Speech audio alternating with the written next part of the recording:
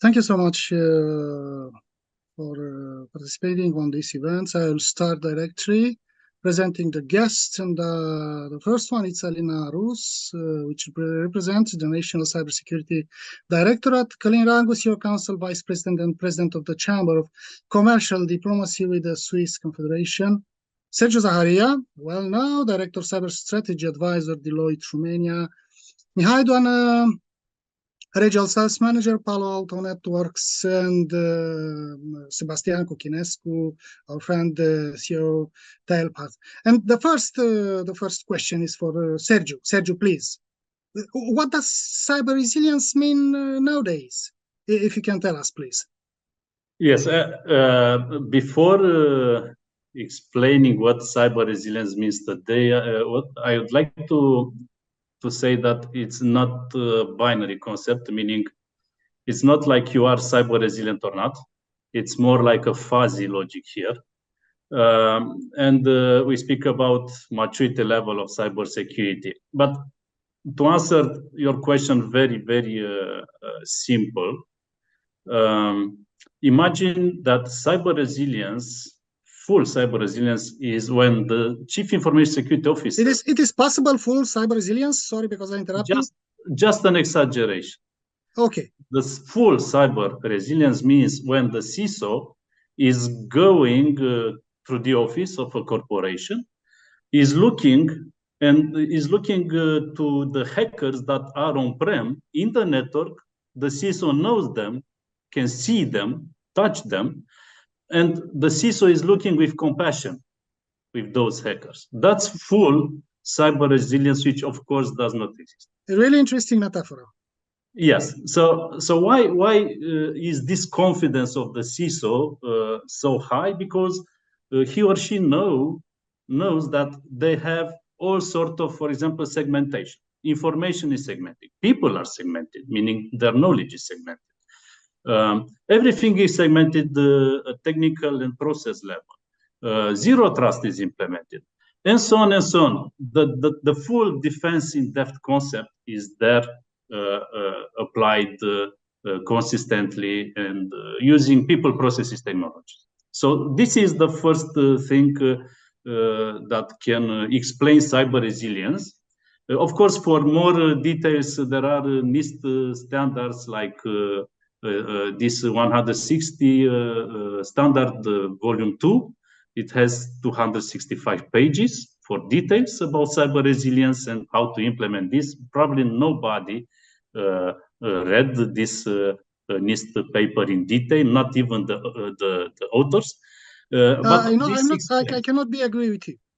I cannot be agree with you. But anyhow, I think that many organizations that read that book extremely carefully, just to be advisor for other companies or for themselves or to protect themselves. Anyhow, sorry again for interruption. That's a good point. That's a good point. Anyway, what is important is why cyber resilience now is is let's say trending as a concept since, I don't know, more than 10 years now.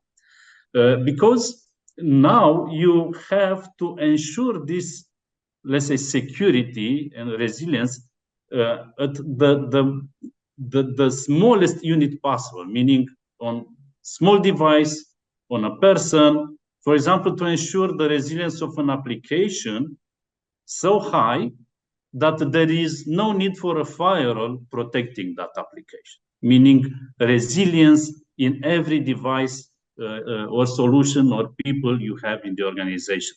So this is cyber resilience, is a concept that moves the security toward the most, let's say, granular unit in the organization. And just to end my first intervention today, this cyber resilience now is important to be very, let's say, fast. Meaning, imagine a connected car on a highway, connected to the sidewalk infrastructure. You don't have time to assess the events on that connected car in a CM, on a security operations center, and then create an incident response team and react. okay, the car itself has to be resilient near real time in front of cyber attacks. Thank you so much. Thank you so much, Sergio. I am expecting the next your intervention to introduce us the steps for a really good cyber resilience and the pylons, main pylons for a good resilience. Until then, Alina, what about the human factor in ensuring cyber resilience? Your opinion, please?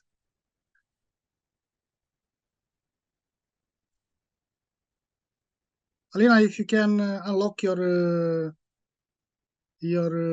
microphone. Sorry, now it works? That's okay. That's okay. Perfect. So building a bit on what Sergio said, with our new very famous triad, in cybersecurity, it used to always be CIA, confidentiality, integrity, and availability. And now we have this new triad that we use everywhere when it comes to resilience, which is people, processes, technologies.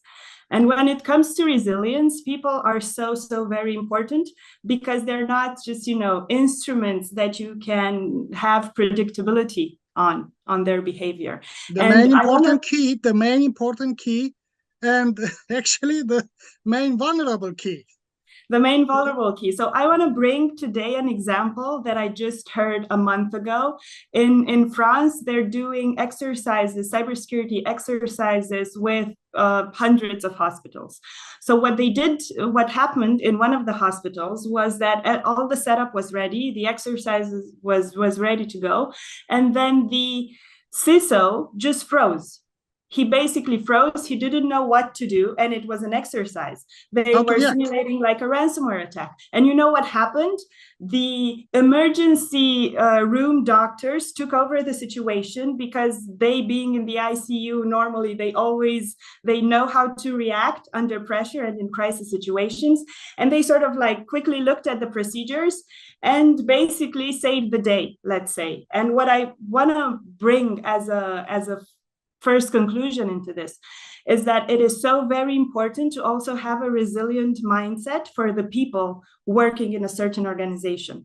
So we at the National Cybersecurity Directorate, we do all sorts of workshops and events and conferences where we bring together people from the public sector, from the private sector. And even this morning, I've had this conversation that has already happened so many times, which is, how can you have resilience when perhaps your cybersecurity at a public institution is only relying on one or two people who might even go to be on the verge of burnout? I know the myth of, you have people working in public institutions that don't do much and so on and so forth.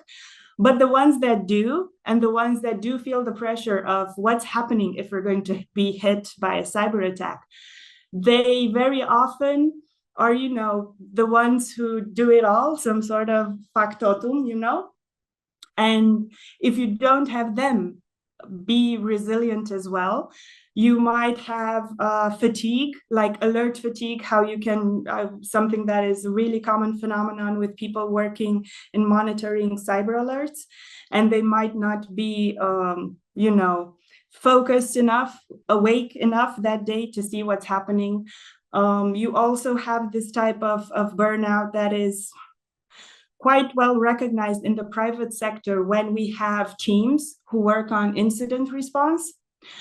So, when we talk about resilience, and I know that we are going to continue to talk about this human factor regarding resilience. Yes, human factor is really relevant beyond the fact that, people are the ones who are going to write the procedures. They're the ones who are going to use the technology or not in a right way or not. They're going to be the ones who have to respond to incidents.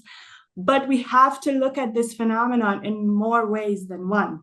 And this is why, for example, having these type of like cyber exercises, both tabletop and technical, is so very relevant. And I just want to add one more point to that.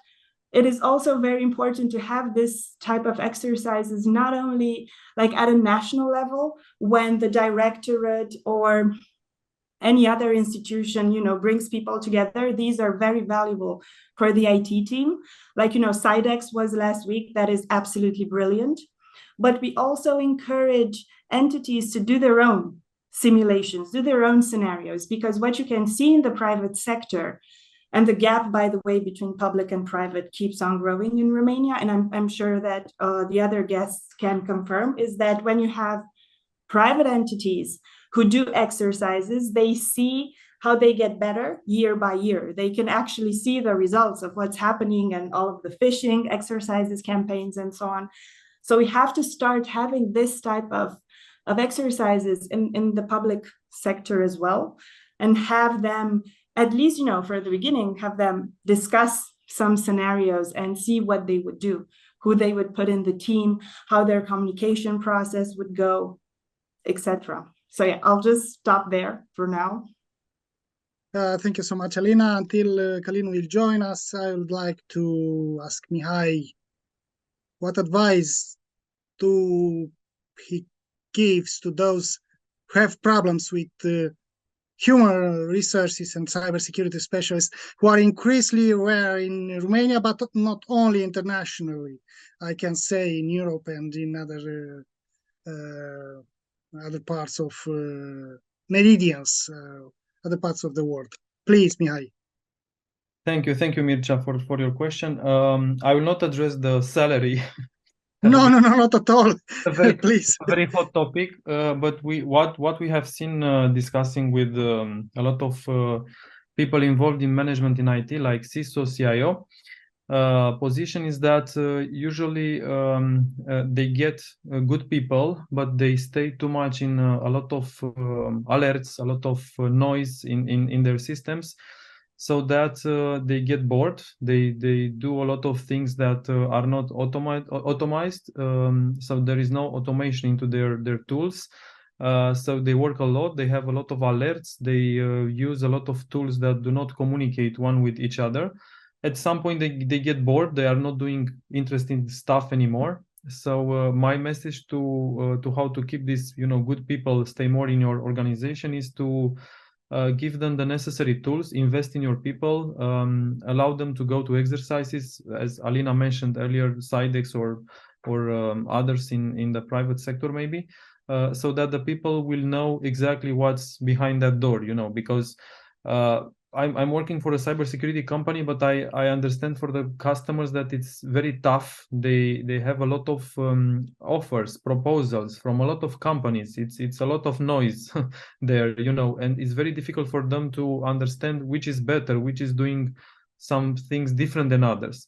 So they are attacked by these companies, integrators, audits, all of this stuff. So I think one of the most important to underline here is to use best of the technologies that have a lot of automatization, and it's much easier to eliminate the complexity, so that they can do really, really nice and interesting stuff for them, so that they are motivated, to learn more and have more time for to study. I think this should be my takeaway out of this question. Thank you so much, Mihai. I say hello to Kalin. Kalin, do you hear us, please? If not, because I know that is in his way. Okay. Sebastian, what is the importance of privacy, please? If the most common, yes, sure. Thank you for your question. And what is the importance of privacy? I would say that usually people tell me that they have nothing to hide. That's the default answer when I'm trying to make people aware of the dangers of not being careful enough online. And they say, but I have nothing to hide. I have nothing on my phone. I've got nothing so important that it's maybe interesting to anyone. And for that, I have a quick story that I tell them and makes them understand that privacy is important. And I say like this: imagine you are at home at night and there is a person behind you 10 centimeters away in your private space that just looks at what you are doing and writes down on a notebook. And it's writing down, okay, he went to bed at 10 p.m., woke up at 3 a.m. to drink some water, then checked the email, and then I ask the persons I'm talking to, does that sound okay? No, of course not. I would hate to have someone behind my back just writing down everything that I'm doing. And I am asking then, but you have nothing to hide. Everyone sleeps. Everyone drinks some water maybe sometimes during the night, and everyone checks their email. However, you did not like the fact of being monitored and surveilled, and this is what privacy is about. You should have the right to be private and to act accordingly, even if you don't have anything to hide, right? So there is no direct connection between you being an important person or a person of interest or having a potential target. It's about you being allowed to be yourself with your private stuff. So partial agree with you. It. Partial agree with you, except you're a criminal. You're a, cyber. Well, if you are a criminal, then okay. In prison there is no privacy, so it should be applied also in the cyber world. It's until then. It's just to if search. You are a criminal, if you have someone has a warrant to and the actual reasons, legal reasons to prosecute you, then of course privacy is something that of course has its limits. The freedom of being private stops when you became a criminal, right? So the same as in prison, you do not have a special room just to yourself because you need to be private, right? Most likely. From where I understood from you, it's if I'm criminal and I have a dark website, something like this, I must keep my privacy in front of institutions. Well, that's not privacy. Like this, that's just plain hiding.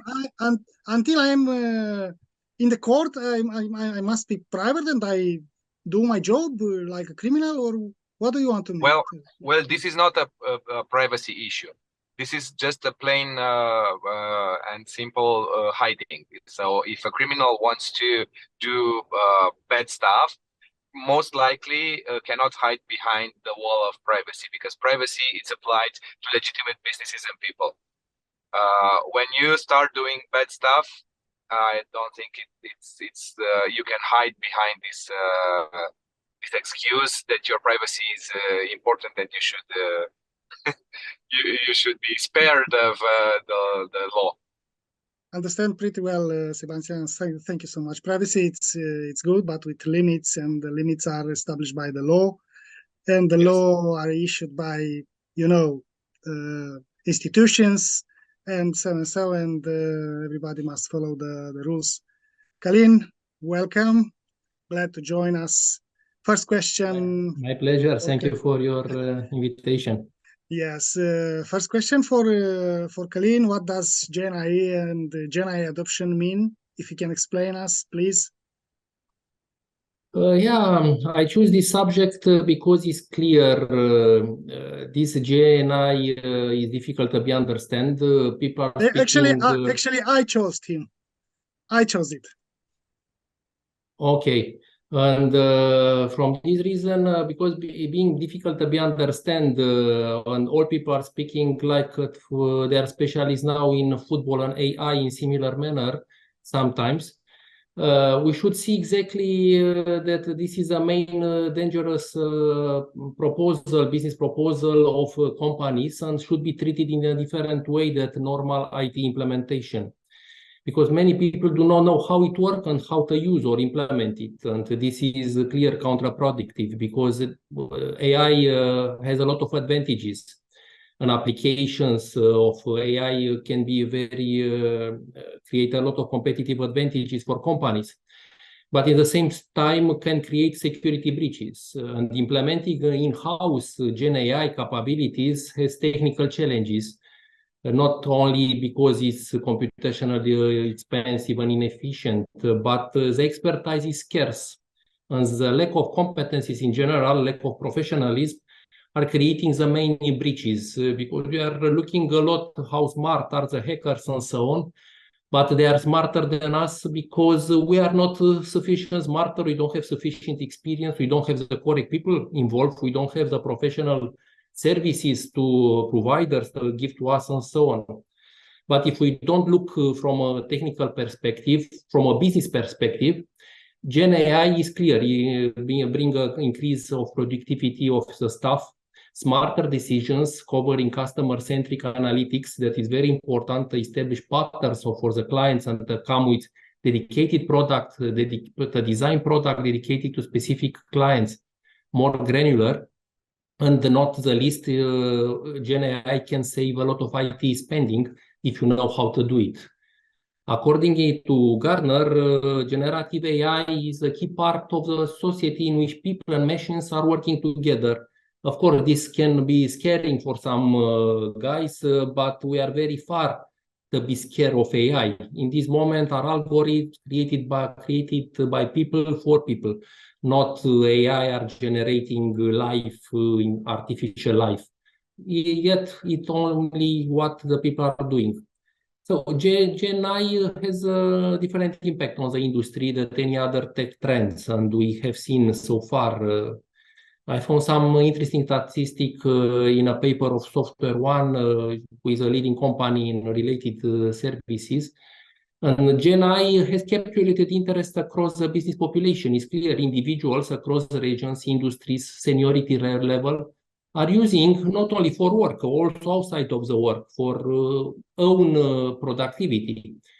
And these statistics show that 79%, that is quite high of respondents, say that they've had at least some exposure to this generative AI, either work or outside work, more outside of the work. And 22% say that they are regularly using it in their own work. Also, if you are looking to McKinsey, generative AI has become widely accessible online and refer to programs and algorithms that use deep learning to create art, music, creative content, and so on. So the most well-known example of 2024, this ChatGPT and OpenAI, like a basic technology. Now, probably in 2023, will be the time for professional platforms. And today I was very interested to see in an upgrade of the browser. You can see that now is not appearing more ChatGPT there, it's appearing this Copilot.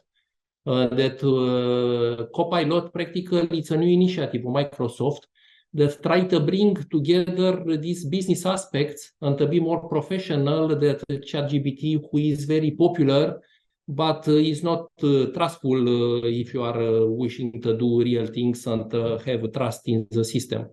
Probably this new approach of Microsoft will bring more trust and more credibility of this generative AI in future, and we can adopt better in our companies together with help of specialists who knows better also than myself what means in real manner from technical perspective. Thank you so much, Kalin. We'll see in the future, we'll count how trusted could be an artificial intelligence or one algorithm applied for machine learning, subsequent of artificial intelligence or not. The naturals are not trusted, but the artificials, like just like a joke. Anyhow, Sergiu. 1 second to tell to you, because I open now to see this. It's very interesting. If you are in the browser, Microsoft browser, now their disclaimer is Copilot is powered by AI, so surprises and mistakes are possible. So their approach is interesting. It's an honest warning. It's an honest warning, and it's okay from my perspective. Thank you so much, Kalin. Sergiu, how the new trends in artificial intelligence impact cyber resilience? Yes, in your opinion? Taking this message from Kalin, actually, it's about hallucinations and something. What I say now is not a hallucination. I researched a lot of the AI implication in software. Okay, AI is already, or machine learning, let's say, the beginning has been used in cybersecurity since machine learning is different stuff. It's different stuff of yes. artificial. But in the last decade, we see also machine learning and natural language processing concepts and AI being used in what is actually the most the biggest attack surface for the hackers, like the software, and you can challenge. Delicate subject, because artificial intelligence starts around 1956, if I well remember, and if you start to speak about attack surface, we can speak before about what's mean surface, how exposed is the surface, in which conditions. Okay, if we speak about 80s or 70s, what I can tell you is also in the software, in 86, it was a paper, academic paper from the MIT Artificial Intelligence Laboratory. So they had this laboratory in these years. And it was the programmer's apprentice, and they tried to generate source code using AI algorithms.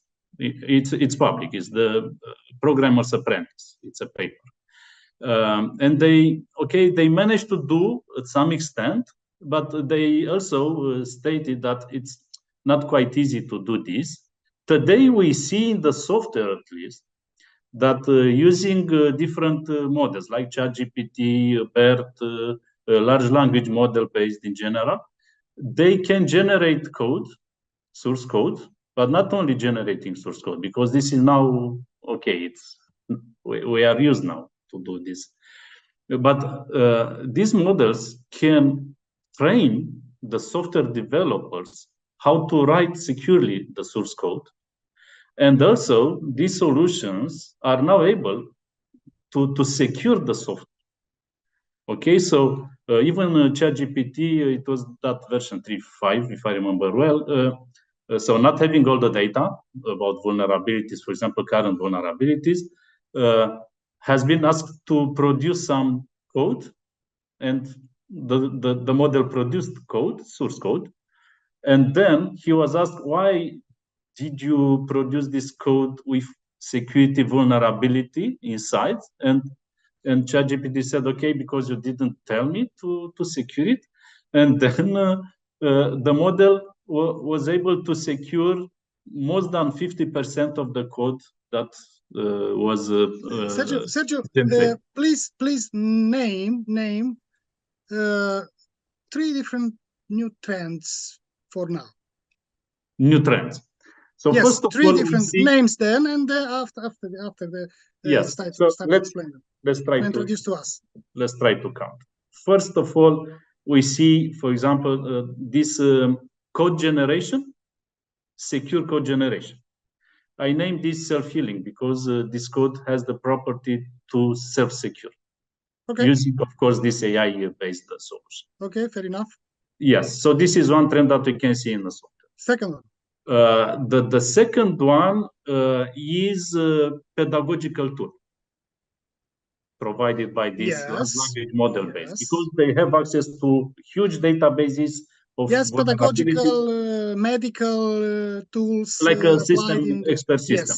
Of course, it can produce hallucinations and something like that, but it's a positive training, meaning you can apply or not this training.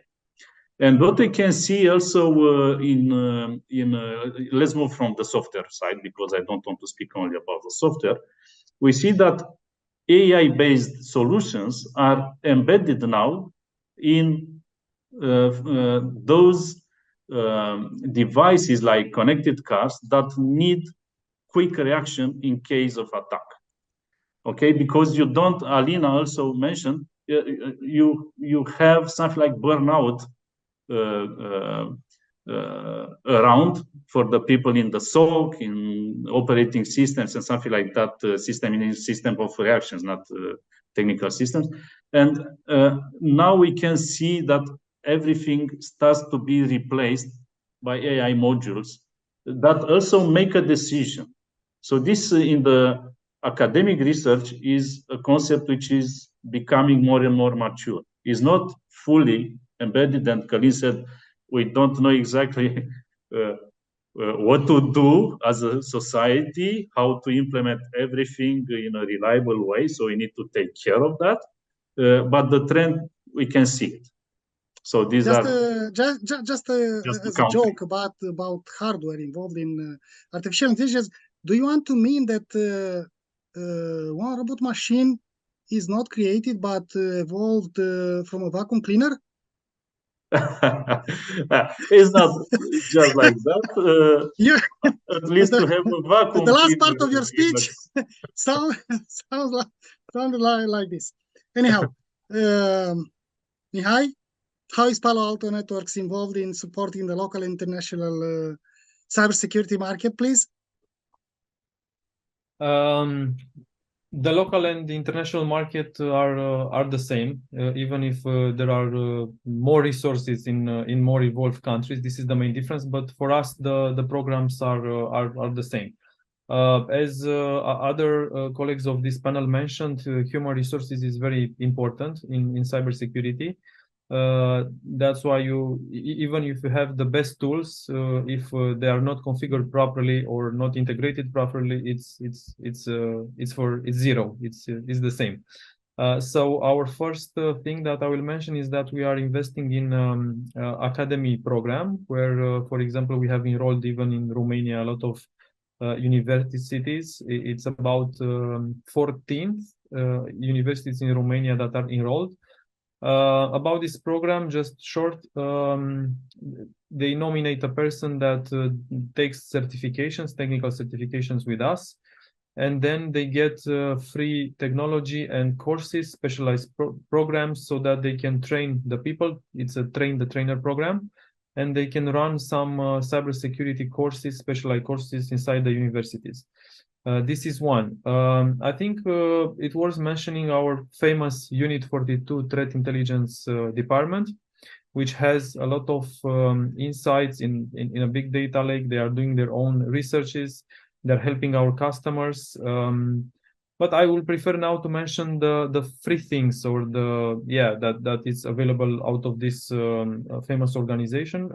For example, this year, they managed to do an investigation, and this was published in Hot News in Romania as well, where Unit 42 managed to detect some targeted diplomats in Ukraine from the embassies that were receiving some emails with some promotions on cheap BMWs. And the main purpose was of course, to click some links so that they can get some inside credentials and information about it. This I think it's a good example of how this unit is helping, all the people out there about means how to protect about this kind of threats. And the last thing I will mention is that how we make awareness in our entire environment of customers, partners, distributors.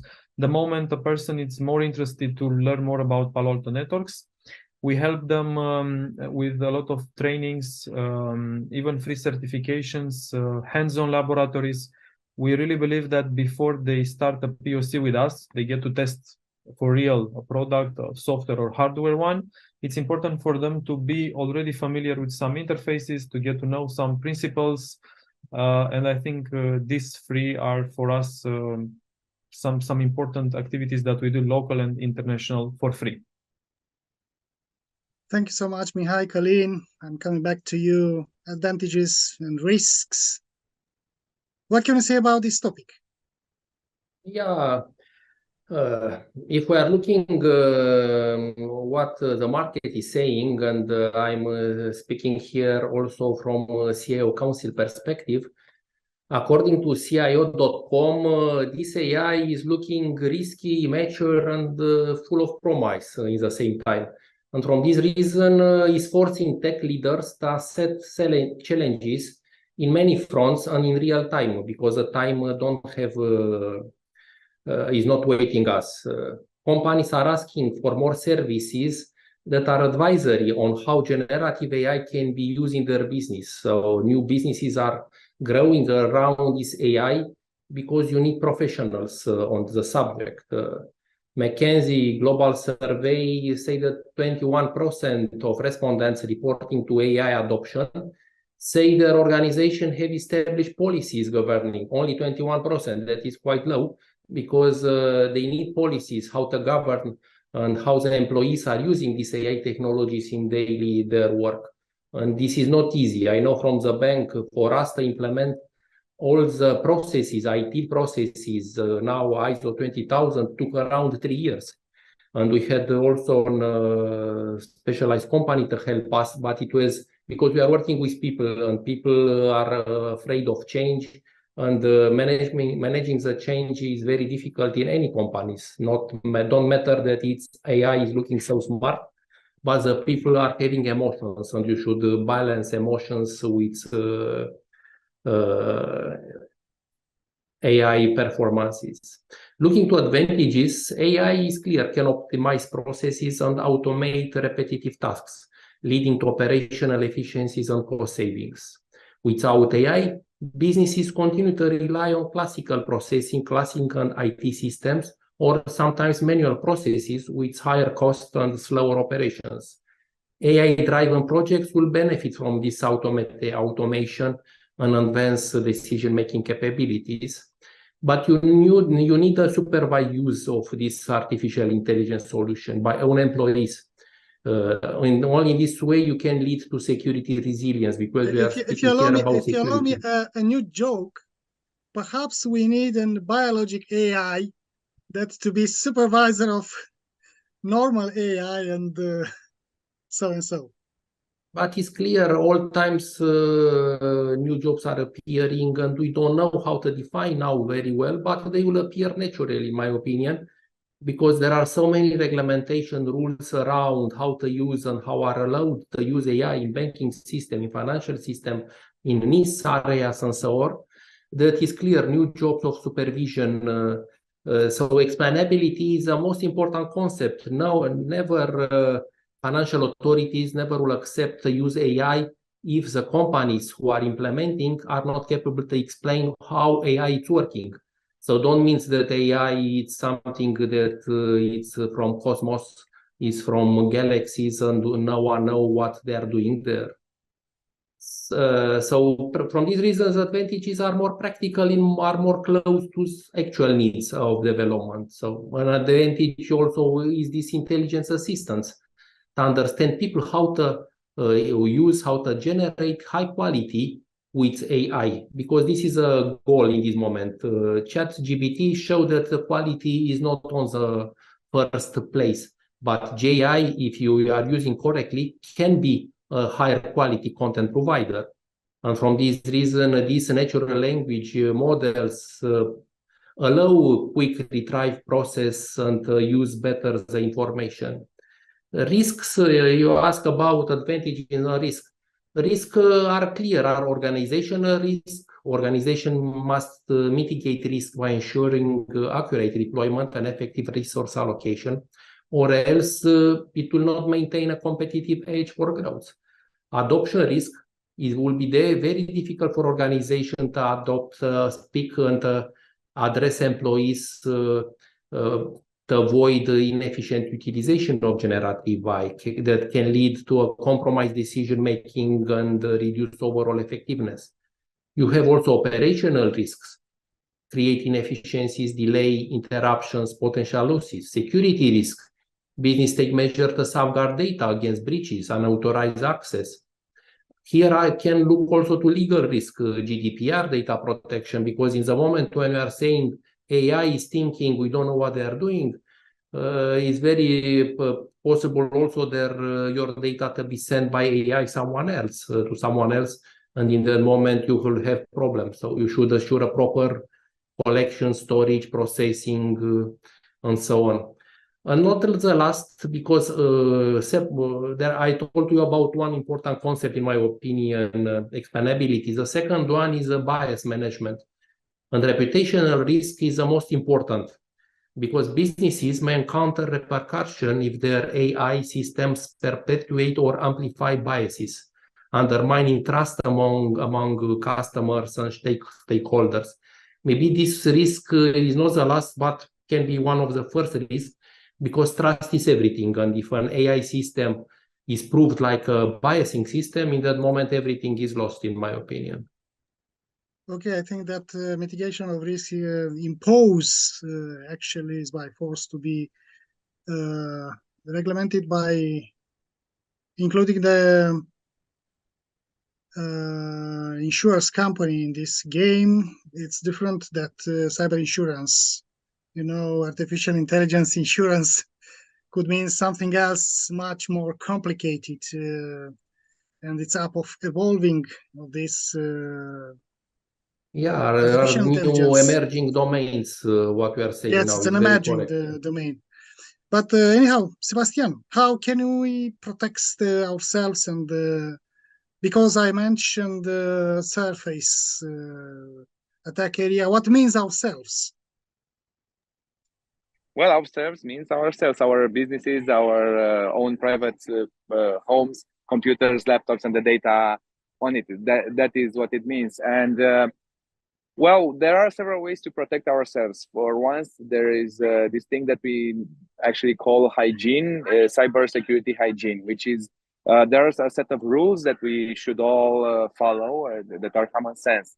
One of them would be not to store passwords in plain text files on our computers, or not to respond to phishing emails and to click on links. These are general things that we can do ourselves as private individuals, or even to restart the phone from time to time. This is an advisory that I got from someone from the US Department of Defense. You should at least once per 24 hours reset your phone, otherwise you could be prone to a zero-day attack. And as companies, we could, of course, hire cybersecurity companies, or make sure that our internal CIOs or CISOs are up to date.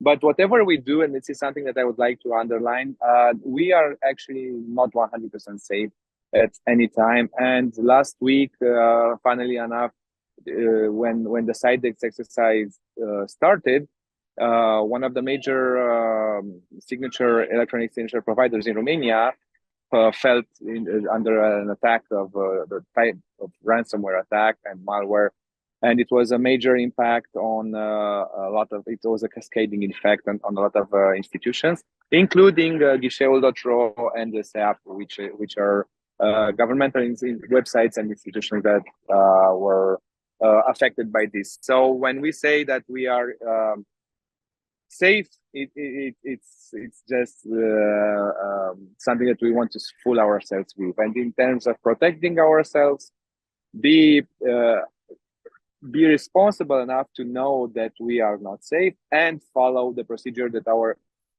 internal CIOs advise us to, or as private individuals to at least be aware of some basic rules.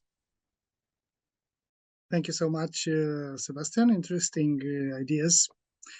Alina, regarding awareness about cybersecurity, where are the main challenges? What are the best practices in your opinion? And sure, in opinion of the National Cybersecurity Directorate, please. Well, thank you. I was actually listening closely to Sebastian, and the example he provided a bit earlier when he was having this imaginary conversation with someone. What about if you tell them, everything you do, every step you take could be, someone could know what you are doing. And I remember I sort of gave this exact example at an awareness session a couple of years ago.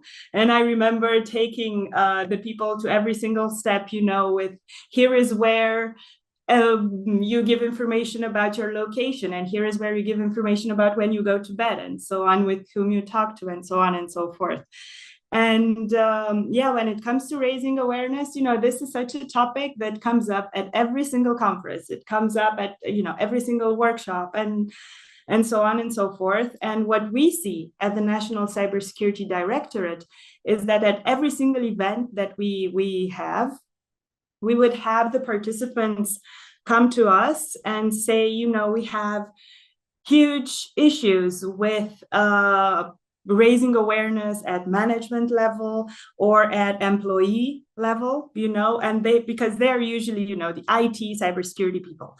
But then again, from our perspective, what we see is that you need to have different approaches in terms of raising awareness for management level, for IT and cybersecurity, because you also have some cognitive biases there that you have to work on defeating, and also a completely different approach for regular employees. Also, what we found and what we are working on to find a more adapted content is that like these awareness materials or courses or exercises or so on, they have to be differentiated from one sector to another, because different sectors have different issues where you have to work a lot in convincing people to change the approach they perhaps had for years. So you would have one type of issues in the medical sector and another type of issues in the energy sector, where many people have to sort of leave the old perspective of, my SCADA systems are isolated, so I'm safe and nothing can happen. And, the business side is not all that important. And, bring them to 2023, where everything is important. The business continuity part is important. And also the SCADA systems are not always fully isolated. This is something that we've also seen. And in terms of raising awareness, I want to give another example from abroad, not because everyone is facing the same problems. And it's another example from the medical sector. By coincidence, there was this new CISO at a Belgian hospital. And she shared this experience. She said, when I first took the job, a year and a half ago or something like that, so it's super recent, right? I was offered this big office and with a lovely view, and I was there all by myself, and I was able to do the work I needed, and I refused to stay there, she said, because I realized just by looking around that management does not care about cybersecurity. They just knew that they had to hire a CISO. Regular employees, really, they couldn't care less about any measures. We're talking about doctors, we're talking about nurses. They don't care about cybersecurity. This is not a concept they have time for. And then we're talking about her IT cybersecurity team, who were, a bit under pressure with all of their daily activities. And she was like, I'm not going to stay in this big office by myself. And what she did was that she had a super pushy, proactive attitude. And she said to the manager, you know what, 1 day per week, I'm going to sit in your office so that at every single thing that you have to do, I bring up, the relevance of cybersecurity. I'm going to spend the other 4 days together in the same office with my IT cybersecurity team and see what they are facing with. And during the day, I'm going to go through the hallways of the hospital and talk to nurses and talk to doctors. And she said that it took her basically 6 months of having this very, very proactive approach into seeing the results and seeing that people have started to be aware and have started to take cybersecurity seriously.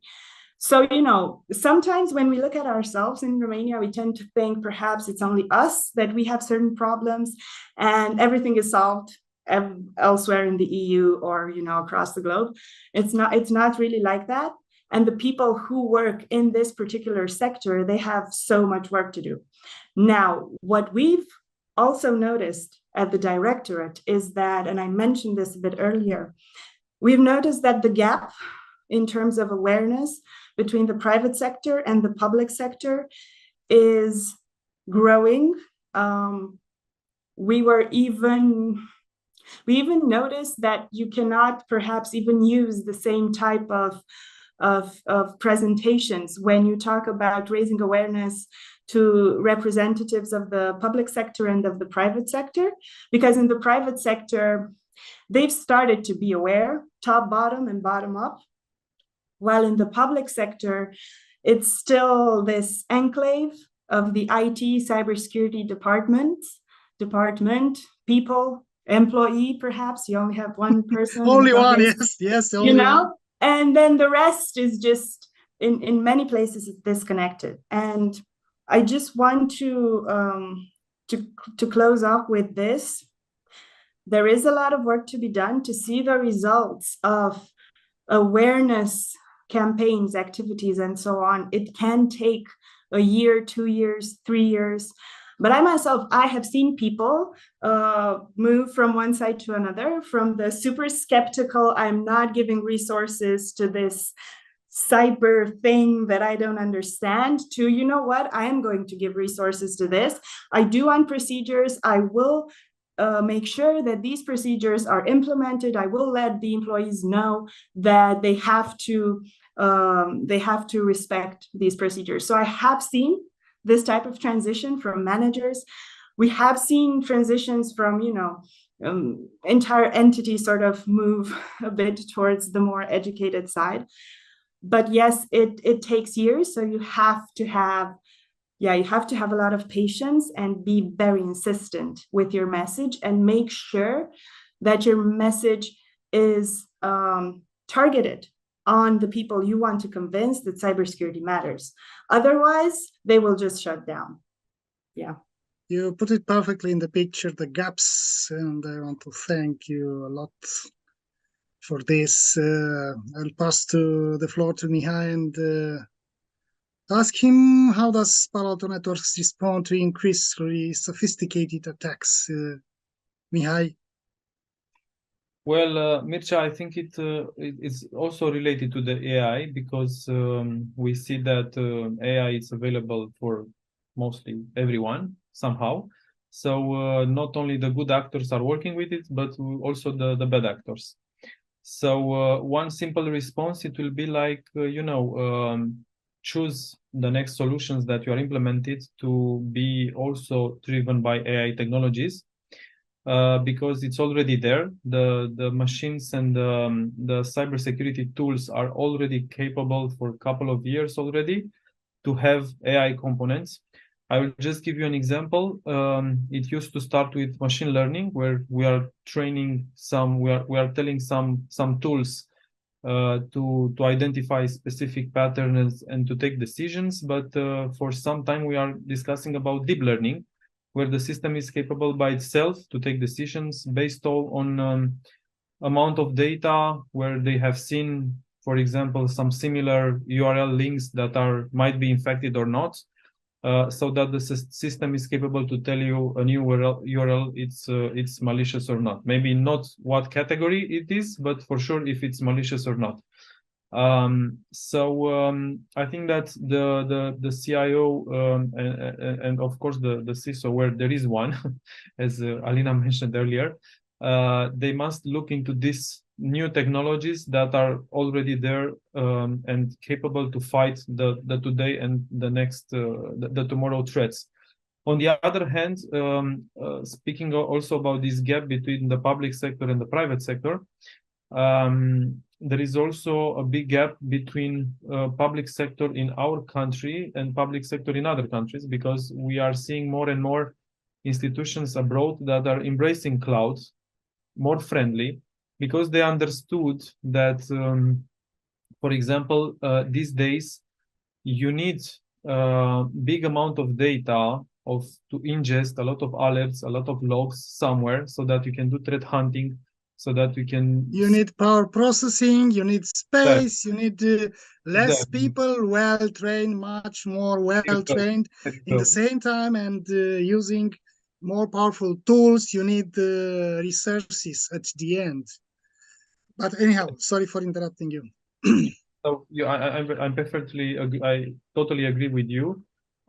This kind of cloud technologies are helping, to react faster to this kind of threats of attacks, and they can store logs and data for a long time.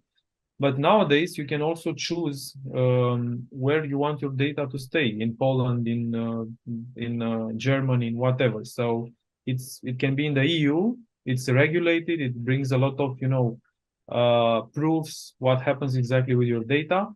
And it's also for example, we have seen institutions that are developing private clouds projects, but also have some connectivity also in the cloud in case of that data center, something happens with it, they can react very fast and move into the cloud. So they are going to this kind of directions.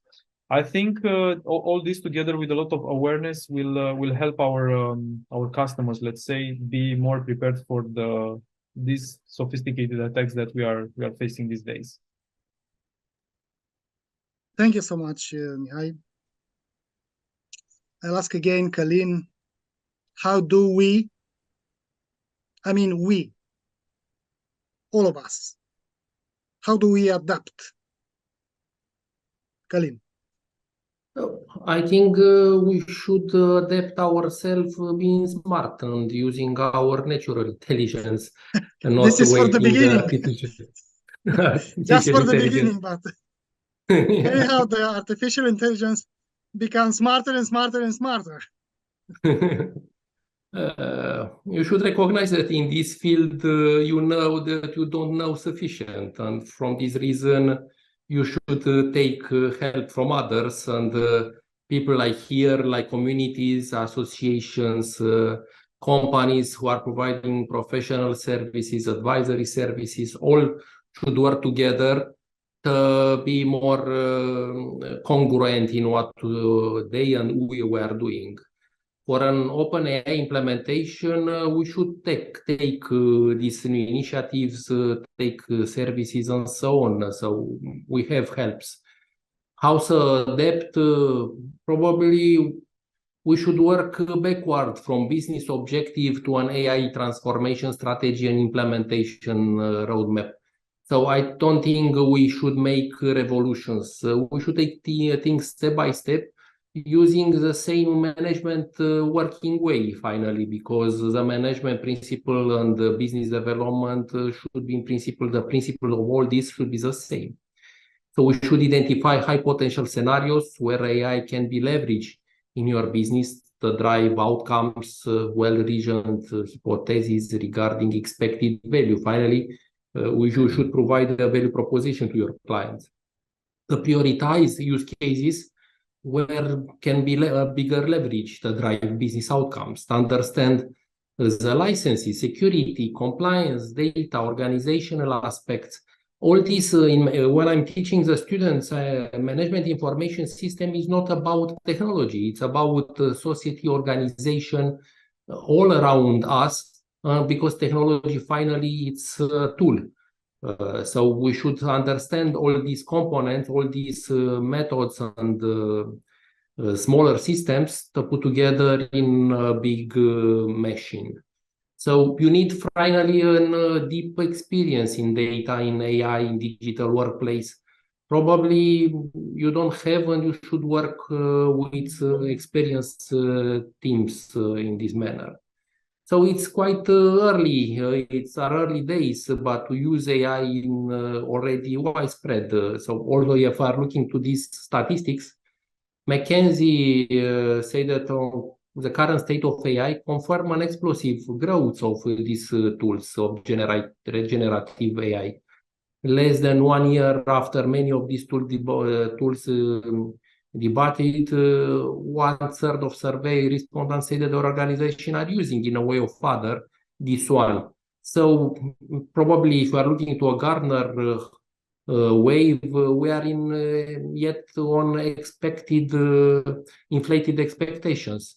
After that, probably will be a sort of disillusion, and we'll find quite soon, I think, in 1, 2, 3 years, platform of productivity of all these tools. So AI has risen from a topic related to tech employees to a focus. They are moving from these tech employees to these leaders from top management. So C-suite executives say that they are personally interested in this one, and they are wishing to use the test to see how it is. 40% of respondents say their organization will increase in a way of other investments in AI overall because of these advances in generative AI. From security, it's clear. Data security company estimate that nearly 63 of data thefts are caused by lack of due diligence.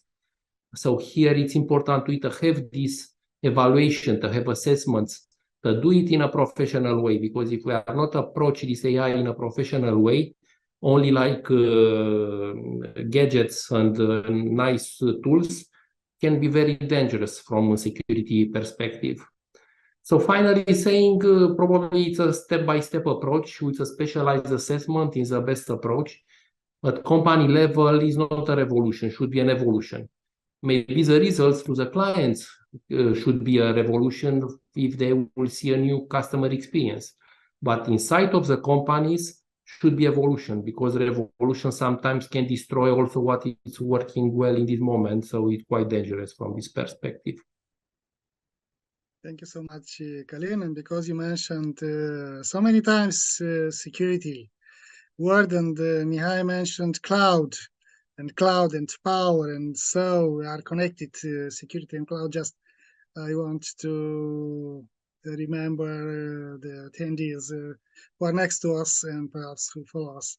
That in 19 October was launched Cloud Security Alliance, officially launched Cloud Security Alliance Romanian chapter.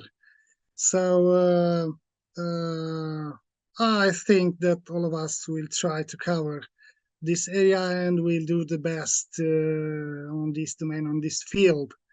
In this way, cybersecurity, cloud security, in particular, and but not only.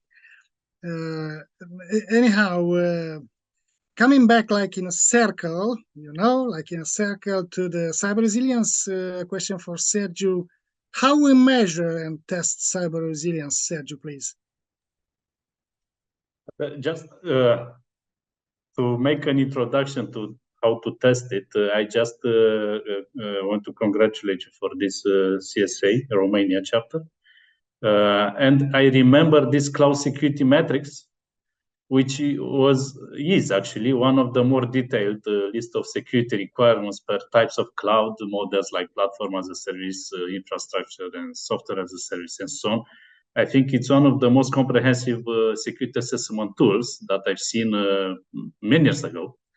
And this is something that if you want to test how resilient you are on a scale from 1 to 5, for example, you need to apply a similar, let's say, metrics covering multiple domains, from cloud security to malware protection, identity and access management, and so on and so on. This is what we see now in the market. There are companies that are just assessing themselves against a deep dive security control metrics, we name it, and for example, assessing in 10,000, not 10, 3,000 points or 4,000 points. Why? Because resilience is protecting against hackers, and hackers are like water. Water will find a way. And the hacker will find a way, of course, if he or she has enough resources, time, and so on and so on. So what you have to do is to identify the weak spots, and then to do the... We already identified it, the weak point. It's the man. The man is the weakest point in the chain. And you know the strength of the chain is given by the by the weakest ring. So yes. So, but yes, I know, and believe me, I know this concept. I know that you know, because what and I also said in the past something, and I was challenged a lot on this. So with all the security awareness, which is a very good thing to do, with all this security awareness you do to your organization in general, you will find somebody that will be curious to click on that link, believing that the security of the organization is so strong that it don't mention, please, the recent incidents. Please don't mention. No, I will not mention any incident because it can happen to any company. Anyway, so what to conclude a little bit. So you need to do this deep dive assessment to identify weak spots and to control them, at least to know what are those weak spots, because you cannot fix them because you need investments, and we don't have infinite budgets. But at least you can do some displacement, meaning like in the physical security, you move your assets in the more secure areas. You control create backup, create backup, and so on and backup, so on. and so yes. So that's first. The second point is to test not only at process level like this deep dive assessment, but also to test at the technical level, meaning having pen testing, threat penetration testing, now introduced by digital operation resilience, for example, cyber exercises, red team, blue team, do whatever you want, scanning, meaning test at technical level, because otherwise only with processes you will not do too much. And not least to test, as Alina said, to do this tabletop exercises to test the, let's say, the management reaction to major incidents or crises, because these incidents and crises will come anyway. And you need to learn how to avoid reputational impact, to reduce, actually, you cannot avoid it, but at least to reduce the reputational impact. I've seen companies that were compromised at some extent, speaking about a cyber attack, compromised, and they had a very, very good communication strategy. Yes, how to prevent, how to recover, how to understand, how to analyze, how to put in application, the learned lessons are the, the 5 steps. Yes, so it's a mix. You need to test at process, technical, and human level, but also at the management level, and you will find something to improve, and you have to improve always, and you will go to that line which will tend to infinite. I don't know how to name it. It was a mathematical concept that we did. It's something like a saturation line, and you will invest a lot. At some point in time, this Pareto principle will not apply anymore. So it's just some very, very small place you will leave to the hackers to attack you. So that's, let's say, the ideal position an organization might have in cyber resilience, to tend to that level where if you invest $1 million, you will not solve too much. I know you want to say that it's not about if, it's about when. Exactly. Something like this. Something in this case, Sebastian, can you comment? No one is 100 safe these days. Sure, I can comment on that. So, and it's closely related to security as a state of mind. If you want to believe you are safe, it's great, but you are not, most likely. So no one is 100% safe means anyone is susceptible to an attack. Any company, any public institution, or any private person, private individual. So yesterday, someone I know that is a media company owner just got a Facebook page stolen by clicking a phishing link that impersonated Meta, and it is a very knowledgeable person, highly educated in cybersecurity, and he clicked on the link, which means that it can happen to any of us. And if, okay, let's say it cannot happen to me, I'm 100% hidden can happen from to the anyone, outside world. Anywhere, anywhen. Exactly. But just to underline this, I want to tell you that I've met individuals that actually do not have phones, mobile phones or laptops, so that they can preserve their security. However, in this case, it will apply the physical security principles, which are that you can be attacked via a proxy. So, okay, you do not have a Facebook account or an Instagram account or whatever, but most likely your children have, or your spouse. And they become attack vectors for you if you are an important person or have important access to important information.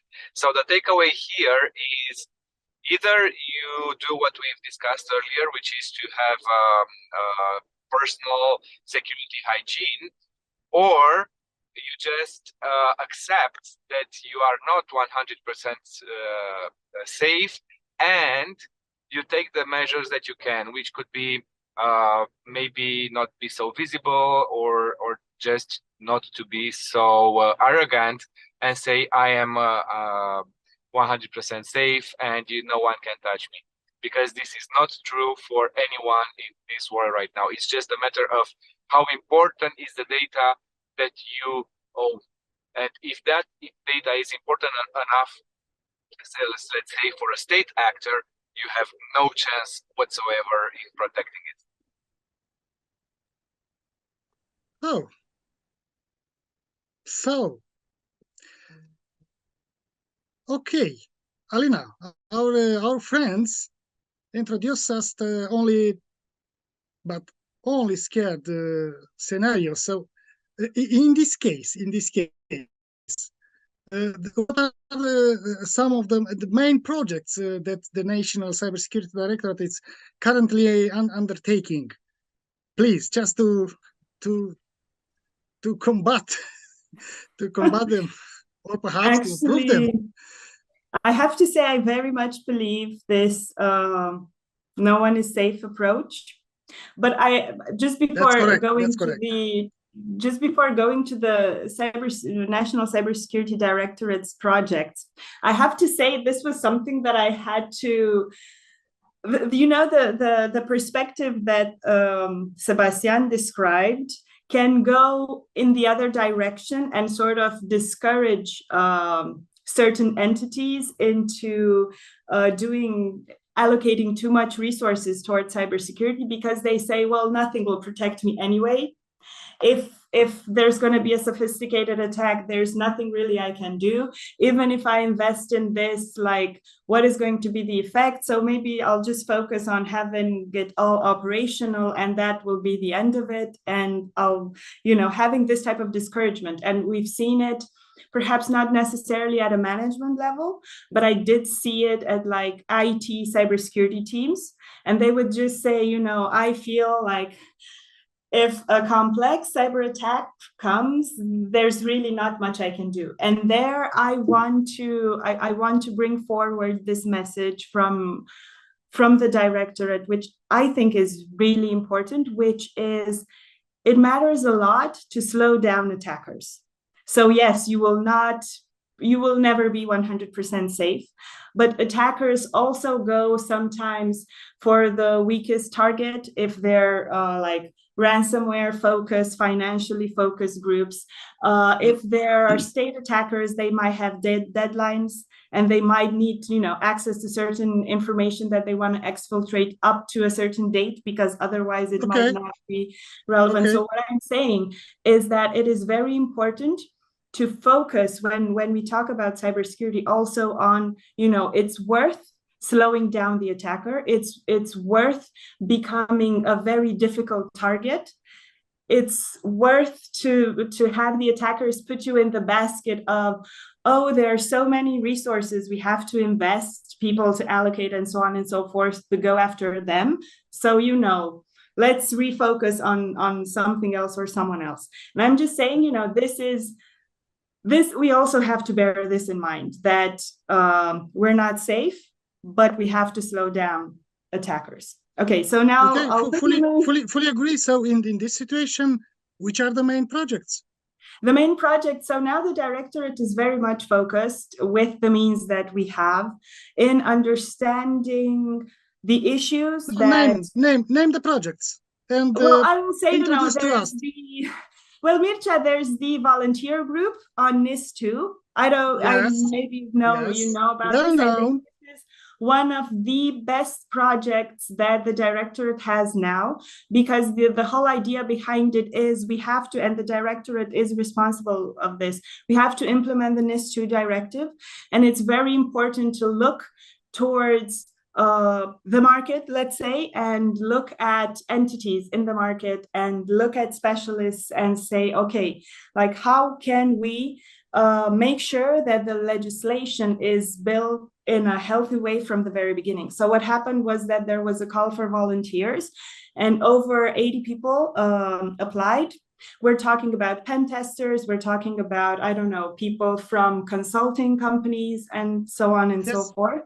And now there are they have been selected, and now there are 4 groups who work on building legislation on 4 main topics, which is how do we identify the entities that have to follow the NIS2 directive, what should be the policies for risk assessment, and this is a topic I want to get back to, how to establish cybersecurity regulations in order to increase the cybersecurity level at operators, and also how to do the audit and supervision part. So I think this is a really great approach.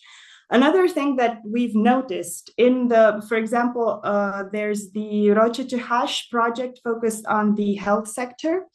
And for example, we've noticed in one of the workshops that there were around 80 people from various entities from the health sector that were connected. We're talking about hospitals, ambulance services, like national insurance or county insurance institutions, and so on. And we did this live survey, and we realized that very few of them know how to do risk assessment and know how to do risk management. And when I'm saying very few, I'm saying, I don't know if overall there were around 10, perhaps, like a small minority. And so we've decided that we need to do, and we are already doing, workshops and projects in which to teach NIS responsibles from operators how to do risk assessment, how to do risk management.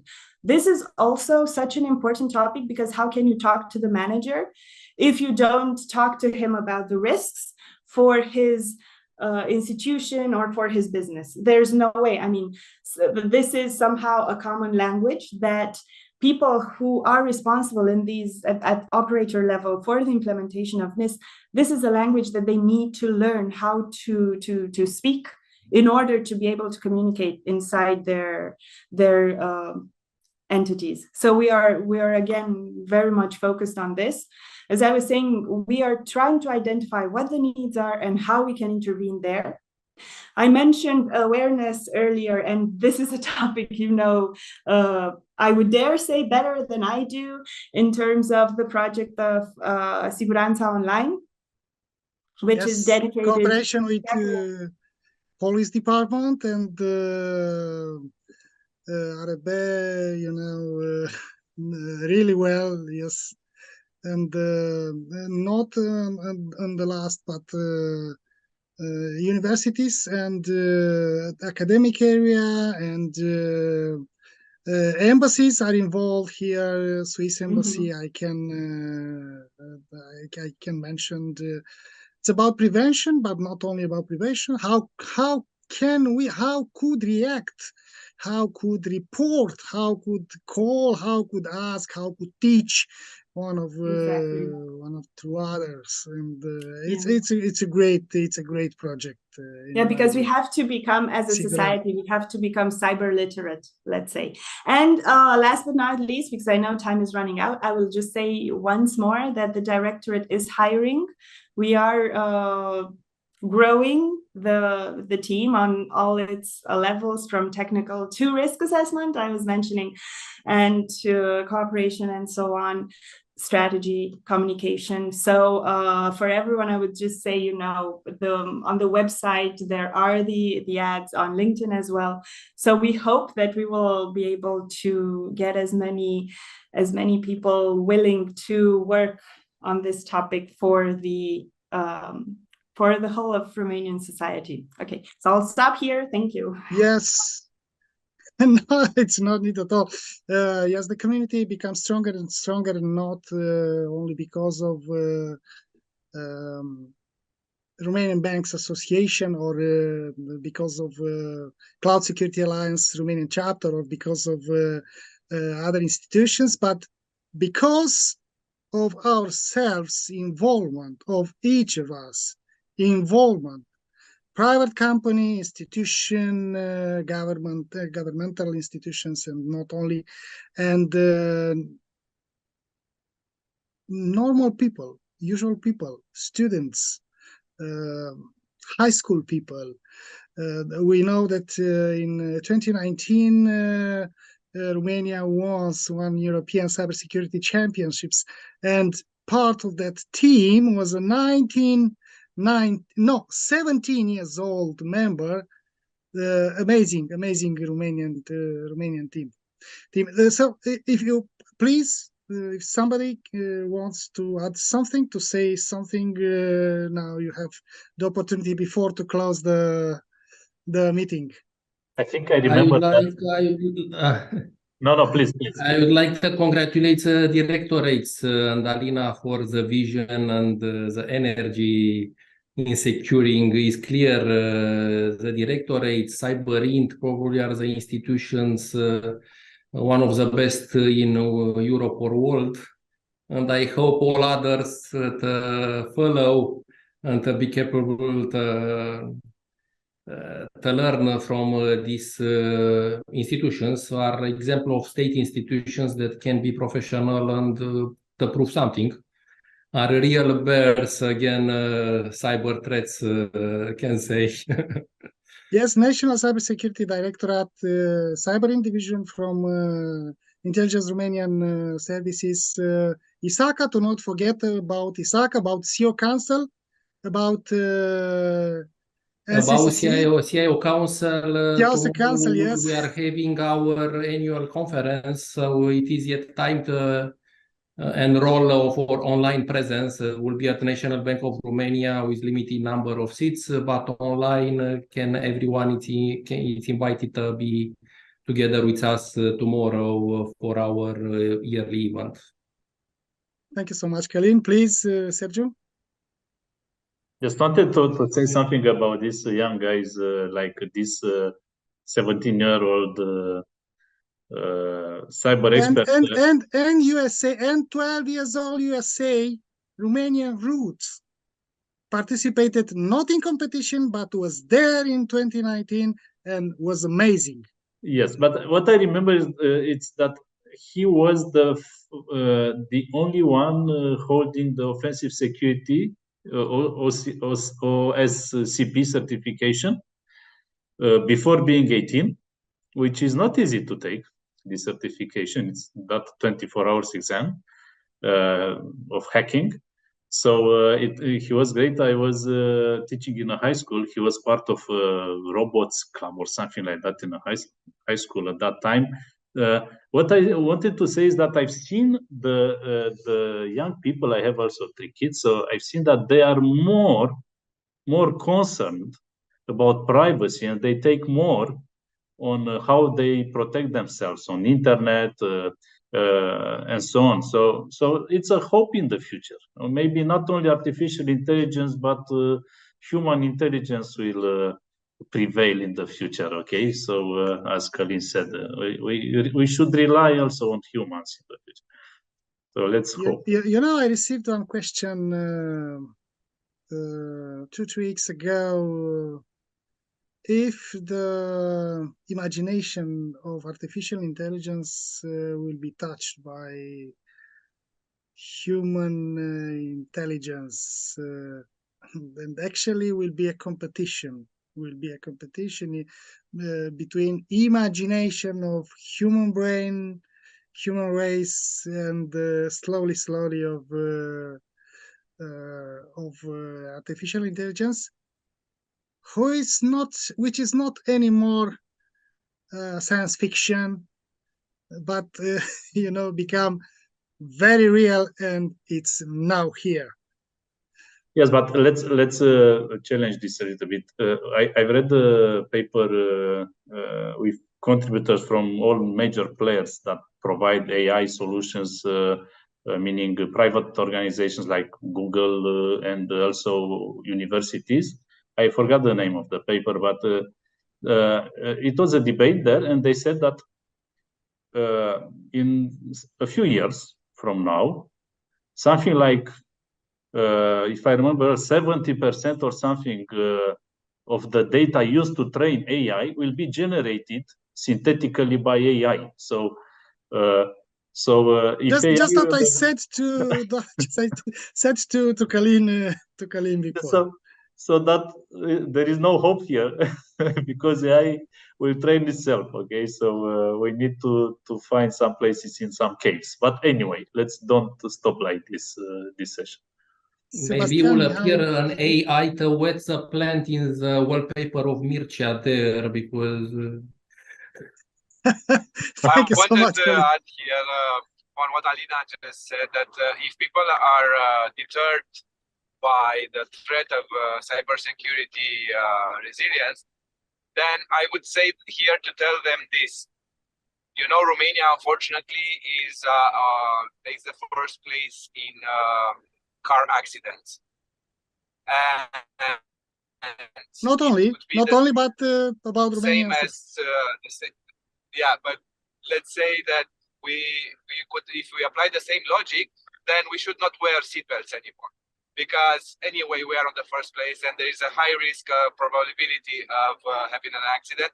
Why should I wear a seatbelt? Why should I have a car with airbags and so on? So this is a false logic that should not apply to companies and individuals. Even if we are not 100% safe, that does not mean that we should not wear seatbelts and buy cars with airbags.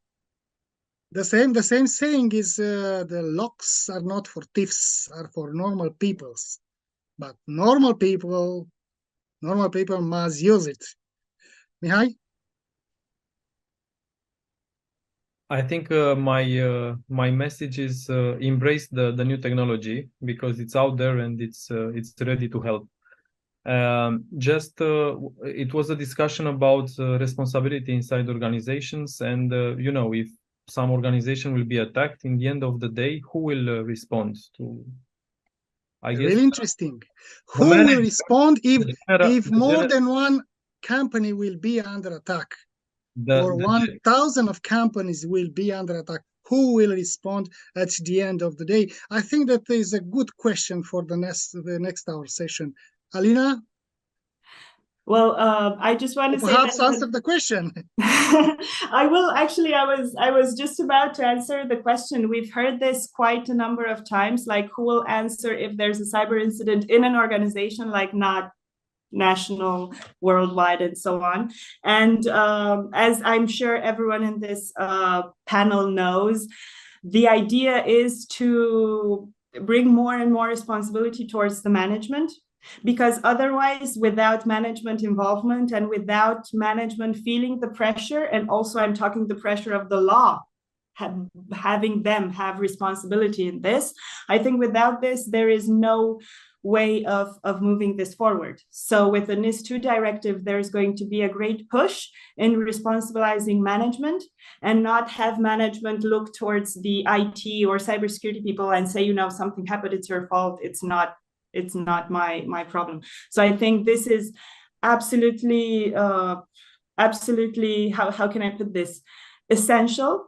And we will focus at the directorate quite a bit on finding ways in order to make management be more aware of their responsibilities, because this is without this we cannot have cybersecurity at all. And I'm sure that everyone who has tried to raise the level of cybersecurity in an organization knows full well that you cannot have, the procedures in place, you cannot have a good use of technology, you cannot have people do their job unless management is supportive of all that. And in the end, I want to say that we do know at the directorate that there are a lot of expectations from us, and we are trying to respond and to understand and to respond to the needs that we see from the entities, different types of entities in Romania. So we're, as I was saying, we have, as our director likes to say, we have a small and dynamic team, but we are hoping that it's going to be a bigger and more dynamic, an even more dynamic team. Yeah. Thank you. Okay, I want to say thank you, all of you. Alina Urs, represent National Cybersecurity Directorate. Călin Rangus, your Council Vice President and President of the Chamber of Commercial diplomacy with the Swiss Confederation, Sergio Zaharia, Director Cyber Strategy Advisory, Deloitte, Romania.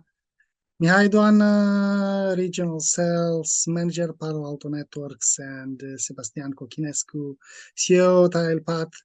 And to all who choose to join us in this afternoon and I think to spread our message to